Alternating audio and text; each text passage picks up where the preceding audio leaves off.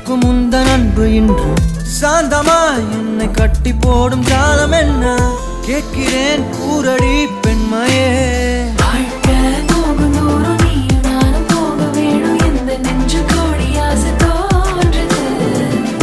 எந்தன் பாதி என்றும் நானும் உந்தன் மீதி என்றும் காதல் காதுக்குள்ள வந்து ஓதுது